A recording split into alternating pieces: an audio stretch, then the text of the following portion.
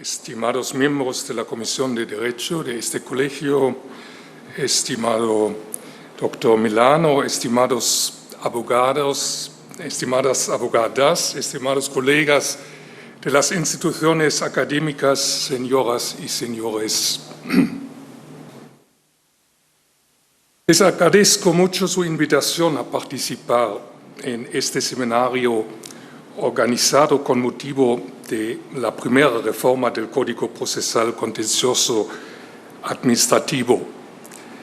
Después de una intervención en otra institución a finales de noviembre de 2007, con motivo de la promulgación de este código, es mi segunda estadía en San José y mi segunda declaración sobre algunos principios de esta codificación. Así concibo mi función como comparativista, que debe, sin embargo, posicionarse desde el punto de vista de su propio ordenamiento jurídico, en que me encuentro ubicado intelectualmente. Se considera que el derecho comparado contribuye a mejorar los derechos nacionales al confrontar los sistemas jurídicos, puesto que las condiciones del origen y de desarrollo de los ordenamientos jurídicos, en particular la situación histórica y social y la integración de los estados en organizaciones supranacionales, es muy distinta y depende de muchos factores culturales. El approche comparativista requiere siempre mucha humildad.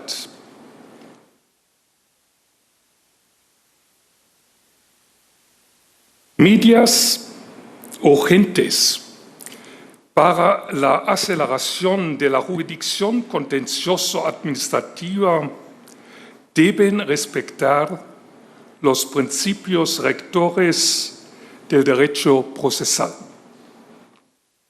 Por lo tanto, veo mi función en esta mesa de hoy recordar estos principios en su calidad de límites de cada reforma. Como yo he aprendido esta mañana, un periodista costarricense ha señalado al legislador que deba considerar el aspecto humanista de la jurisdicción contencioso-administrativa. Los principios básicos de la jurisdicción contencioso-administrativa radican en su conjunto en el objetivo del Estado de Derecho y, por eso, en el mandamiento de la tutela efectiva judicial. El concepto del Estado de Derecho está ligado en Alemania desde época temprana con el requisito del control judicial de las actuaciones administrativas. Durante la década de los 60 y 70 del siglo XIX, acá se dieron los primeros pasos de la puesta en práctica de una justicia administrativa con garantías de independencia de la administración pública. En muchos estados europeos, el Consejo del Estado, según el modelo francés, sirvió de modelo en el ámbito del control de la administración pública. El Conseil d'État, en su institucionalización originaria, sin embargo, estaba integrada en la propia administración pública, lo que provocó la desconfianza de los ciudadanos por falta de una independencia de esta institución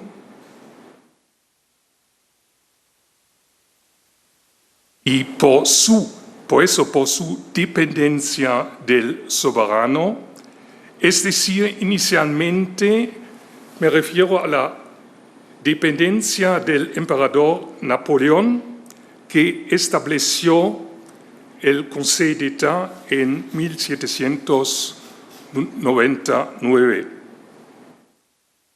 Con este trasfondo se entiende una decisión principal que fue adoptado con motivo de la constitución de la Iglesia de San Pablo en 1849, que, sin embargo, prácticamente no llegó a entrar en vigor.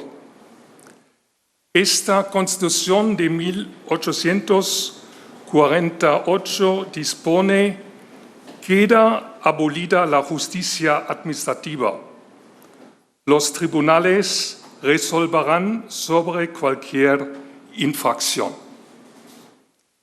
En la confirmación del sistema alemán de justicia contencioso-administrativa se puede señalar que el Consejo de Estado francés sirvió de inspiración. Sin embargo, la desconfianza hacia una justicia administrativa involucrada dentro de la misma administración daba lugar a la norma como citada antes.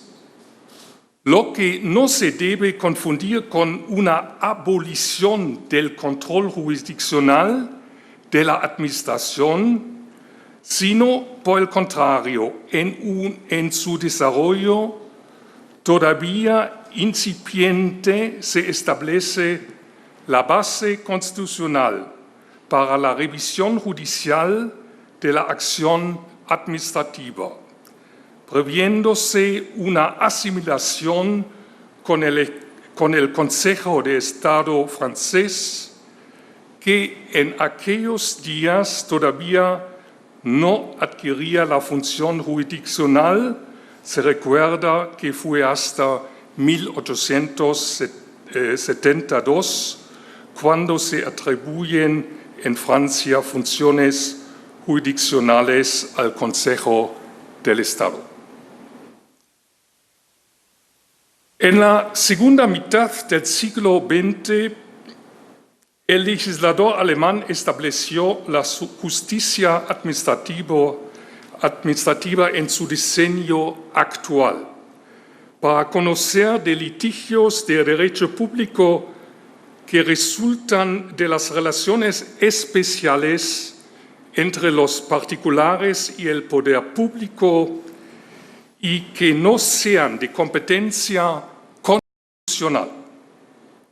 Por lo que respecta al fin que persigue la jurisdicción contencioso-administrativa alemana, históricamente se deduce que la tutela judicial del individuo se impone frente a la persecución de la legalidad objetiva de los actos a la que aspiraba la concepción prusiana, quedando establecida la tutela de los derechos subjetivos por la Ley Fundamental de 1949 y que da lugar a la evolución de una jurisdicción contencioso-administrativa que privilegia la protección de los derechos públicos subjetivos, entiéndose como todos los intereses individuales que el ordenamiento jurídico estima dignos de protección, aunque sin perder la competencia para conocer de las violaciones al ordenamiento jurídico.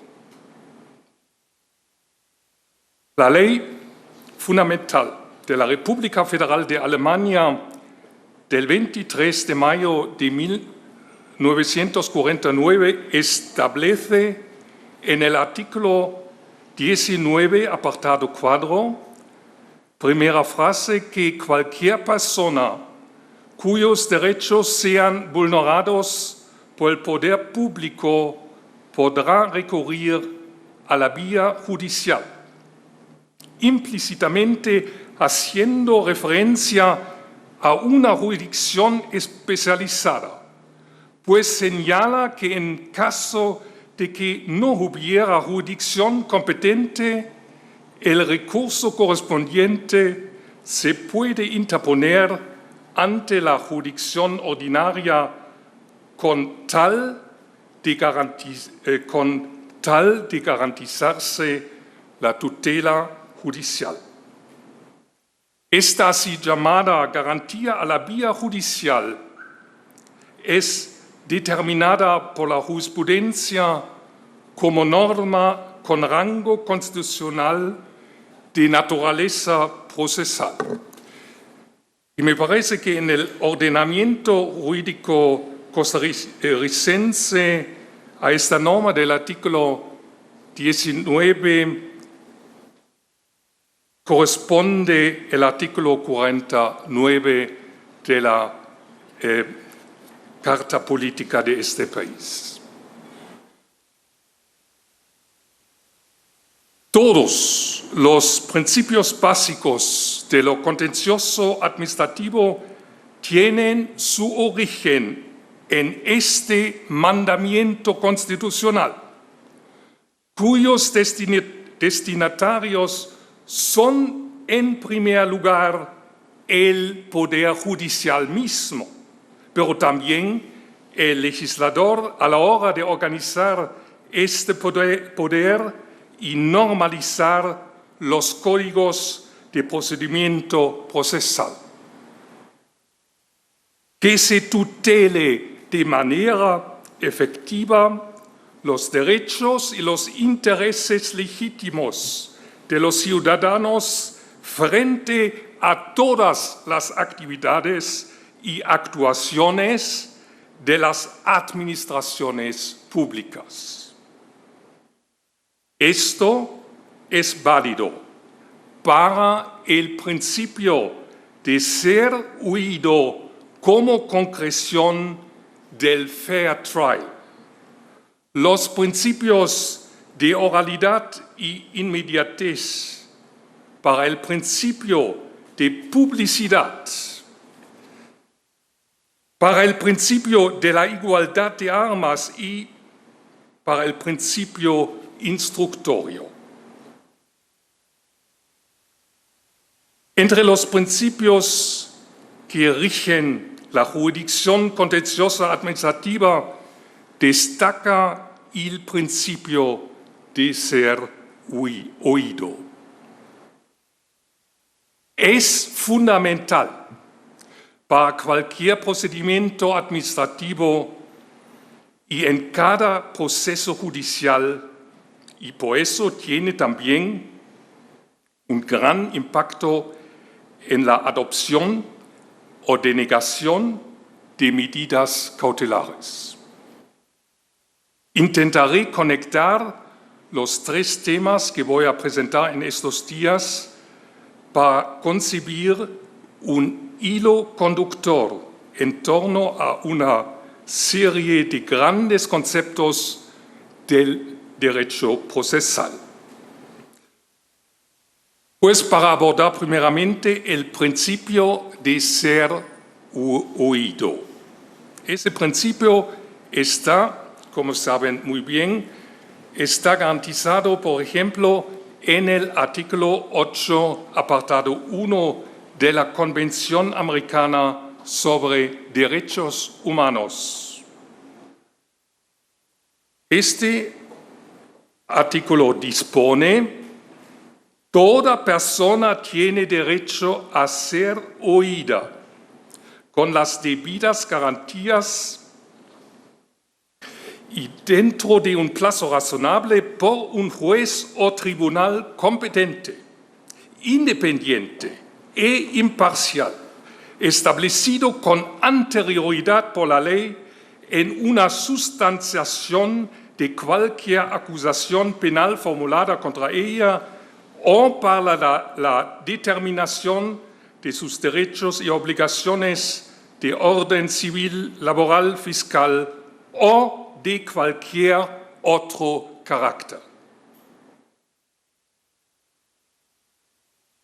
Este principio también está garantizado en el artículo 6 de la Convención Europea sobre Derechos Humanos.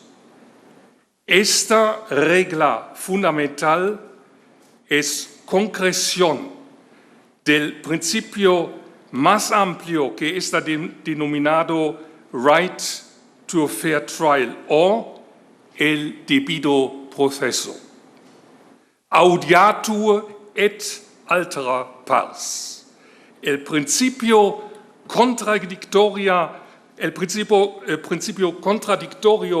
implica la necesidad de una dualidad de partes que sostienen posiciones jurídicas opuestas entre sí e incluye los elementos siguientes: el respeto de las debidas garantías, y una garantía fundamental entre estas debidas garantías está codificada en el artículo 40 de la Carta Política de este país. Nadie será sometido a tratamientos crueles o degradantes.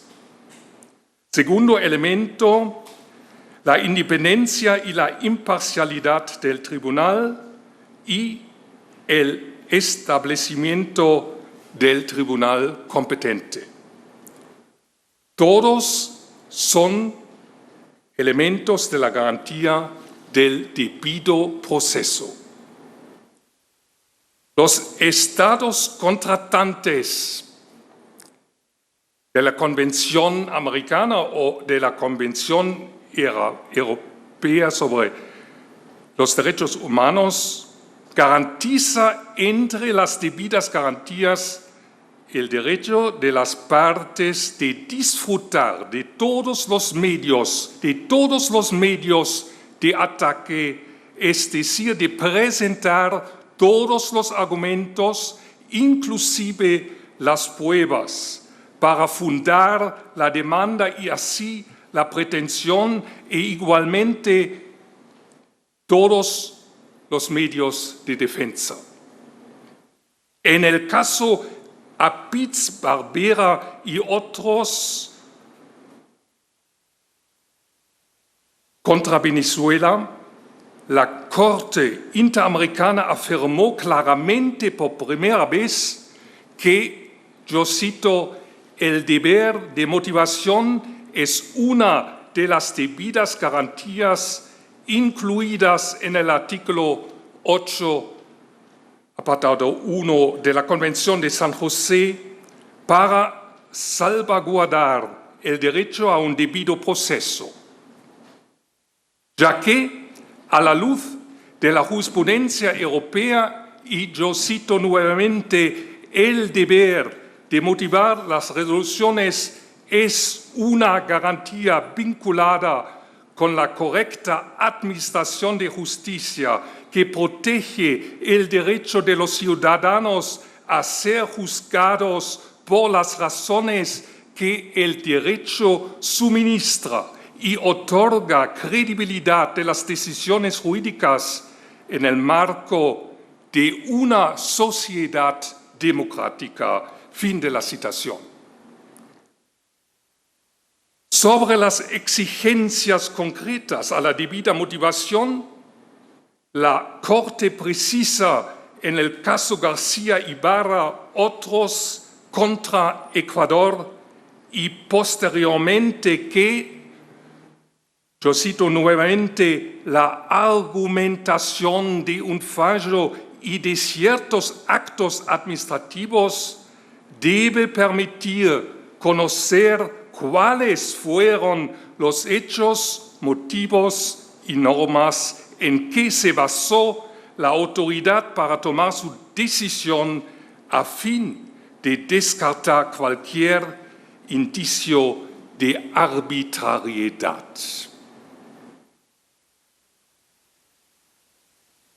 Cualquier actuación u omisión de los órganos estatales dentro de un proceso, sea civil, penal, administrativo, disciplinario, etcétera, etcétera, debe respetar el debido proceso legal. El derecho de ser oído no se refiere solo al ejercicio de los derechos y pretensiones, pero también a la presentación de los hechos. Para poder ejercer este derecho de manera efectiva, las partes deben tener acceso a las informaciones y documentos que se relacionan al caso concreto, sea en conformidad con lo que disponen las leyes de procedimiento administrativo en su calidad de leyes especiales dentro de un procedimiento administrativo o en conformidad con la normativa sobre el derecho de acceso a la información pública en su calidad de ley general. El principio de ser oído incluye asimismo el derecho de pronunciarse sobre los hechos, es decir, sobre el asunto en cuestión y sobre los aspectos jurídicos.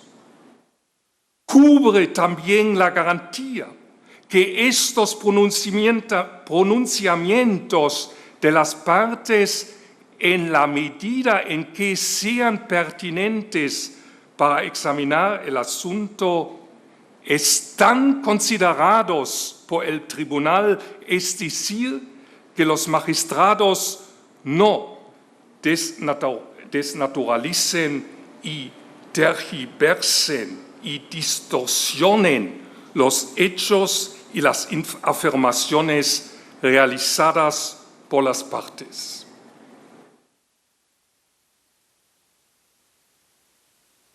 Otro principio conectado con este principio básico de ser oído es el principio de oralidad, el principio de inmediación y el principio de publicidad. Una de las grandes innovaciones de la nueva legislación procesal la constituye el proceso por audiencias, lo que ha contribuido a humanizarlo. La oralidad ha dotado al nuevo proceso de una significativa celeridad que resulta congruente con el derecho a un proceso. Es una citación. Con estas palabras, Ernesto Ginesta Lobo ha valorado la introducción de la oralidad en el artículo 85, apartado 1 del Código Procesal Contencioso Administrativo costarricense con motivo de su reforma en 2006. La jueza o el juez tramitador y el tribunal, según sea el caso, deberán asegurar durante las audiencias el pleno respeto de los principios de la oralidad. Así lo ha fijado esta norma del artículo 85, apartado 1. Los principios de la oralidad, de la inmediación y de la publicidad, como los subprincipios de la oralidad, y estos sus principios de la oralidad son concentración, celeridad, publicidad, identidad física del juez, todos estos principios y subprincipios tienen una relación lógica entre sí. Ellos implican la regla que el juez decide normalmente sobre la base de una audiencia, es decir, después de un debate oral, a menos que el legislador determine de manera distinta. Por eso, solo excepcionalmente el tribunal decide basándose en un procedimiento escrito según la ley de lo contencioso administrativo en Alemania. El principio de la oralidad sirve a la certeza de las decisiones judiciales, a la transparencia del proceso, al control público del proceso. Está prohibido la justicia secreta y sirve también a la confianza de los ciudadanos en la objetividad de la jurisprudencia contencioso-administrativa. Este principio de la oralidad implica que el tribunal puede basar su decisión exclusivamente en aquellos hechos que han sido objeto del debate y que pudiesen ser comentados por las partes. La ley federal de la justicia administrativa, es la ley alemana, prescinde de este principio con respecto a todas las decisiones judiciales que no son sentencias, es decir, resoluciones que son autos, por ejemplo. La sentencia, a su vez, en este sistema alemán, es el tipo regular de las decisiones en lo contencioso administrativo.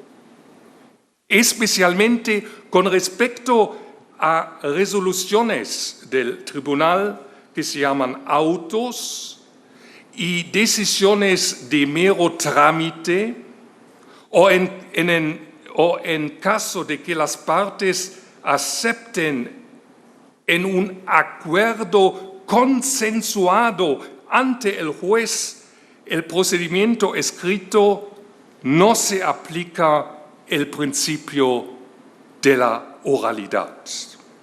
Así lo dispone la ley de la justicia administrativa. Eso tiene consecuencias para las medidas cautelares que están otorgadas o denegadas mediante una resolución del tribunal, mediante un auto, que no es una sentencia. Diferente es la posición jurídica del legislador costarricense que estableció en el artículo 24, apartado 1 de la CPCA, que, citación, el juez dará audiencia a las partes hasta por 3 días acerca de la solicitud de la medida, especialmente salvo en casos de extrema urgencia.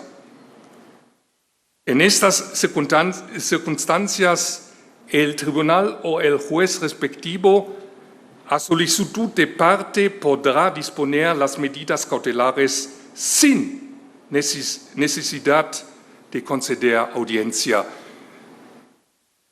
A esta disposición voy a volver mañana. Me parece problemática.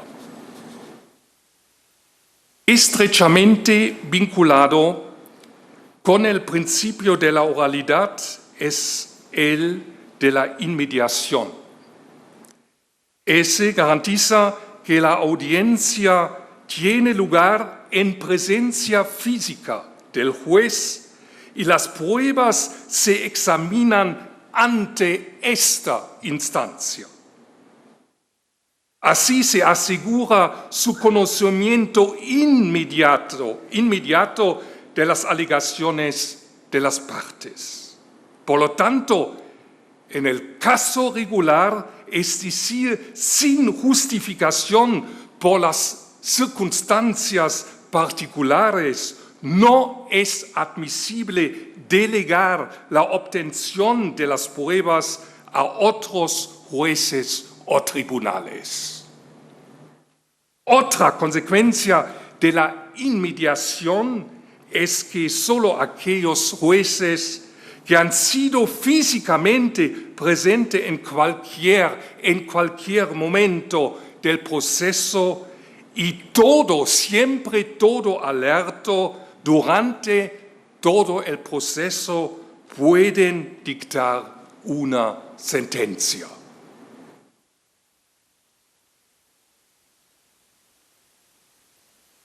Brevemente, un último punto sobre el derecho fundamental a una justicia pronta y cumplida en un plazo razonable, elemento de la garantía del artículo 8, apartado 1 de la Convención Americana y del artículo 41 de la Constitución costarricense. La Corte Interamericana observa que su homóloga, la Corte Europea en Estrasburgo, ha empleado para determinar la razonabilidad del plazo en el conjunto de su trámite, lo que llama la Corte análisis global de procedimiento. Es un término que radica en la jurisprudencia de la Corte Europea de Derechos Humanos. El análisis global del procedimiento. La Corte Interamericana también habla de, citación, estudio global de los procesos tramitados. Asimismo, el tribunal recurre a este principio para constatar en el caso René Lacayo contra Nicaragua que los más de 5 años que han transcurrido constituyen un, citación, lapso que esta Corte considera que repasa los límites de la razonabilidad prevista por el artículo 8, apartado 1 de la Convención. Un lapso que esta Corte considera que repasa los límites de la razonabilidad prevista. El caso Furlan y familiares contra Argentina fue la ocasión para la Corte Interamericana de afirmar que en casos de personas, citación, con discapacidad, es imperante tomar las medidas pertinentes, como por ejemplo la priorización en la atención y resolución del procedimiento por parte de las autoridades a su cargo con el fin de evitar retrasos en la tramitación de los procesos de manera que se garantice la pronta resolución y ejecución de los mismos. Fin de la citación. Se desprende de este caso que se requiere mayor celeridad para la culminación del proceso, cuando existe necesidad de una asistencia médica especializada y que la obtención de la asistencia médica depende de la culminación del proceso. Nada más, muchas gracias.